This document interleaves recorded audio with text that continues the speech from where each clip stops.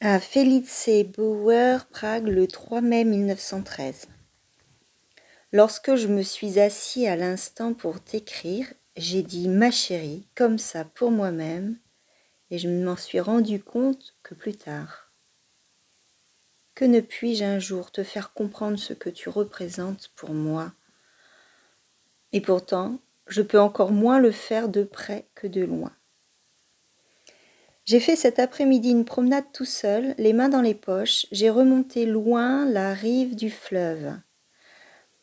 Mais je n'étais pas à l'aise, je ne cessais de me répéter que peut-être j'allais toujours mal de la même manière, que les mêmes spectres étaient toujours au travail, que ma force de résistance avait été bien plus grande, et que toujours elle diminue, que bientôt ce ne sera plus qu'une résistance formelle et que finalement celle-ci aussi cessera. C'est vrai, j'ai toujours été étonnée par la solidité de ma tête qui, apparemment par incompréhension, a tout secoué, alors que ce n'était pas de l'incompréhension, mais le fait que depuis longtemps cette solidité n'existait plus. À présent, je suis restée 1 heure avec ma famille, avec l'intention de me retrouver un peu au sortir de la solitude, mais je ne me suis pas retrouvée. Le point final de ma promenade, il y a des années que je n'étais plus allée dans ce coin, était une misérable cabane près du fleuve. Le toit était tellement délabré qu'il ne paraissait plus que posé, sans avoir plus de forme. Le jardin était un peu mieux entretenu et semblait aussi disposer d'un bon sol humide.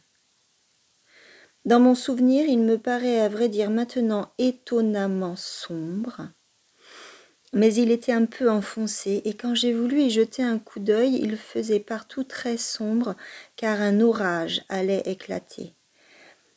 L'ensemble n'était pas très engageant malgré tout. J'ai fait des plans. La maison ne devrait pas être très chère, on pourrait acheter l'ensemble, y aménager une petite maison convenable, remettre le jardin en meilleur état, construire un escalier qui descendrait jusqu'au fleuve. Le fleuve est assez large à cet endroit-là et on a une belle vue au loin sur l'autre rive. On pourrait amarrer une barque en bas et l'un dans l'autre on vivrait bien plus tranquille et content que dans la ville, à laquelle on est très bien relié grâce à une ligne de tramway. Seule une fabrique de ciment à proximité qui dégage beaucoup de fumée pourrait faire hésiter. Ces réflexions ont été la seule interruption réconfortante de cette longue promenade. Franz.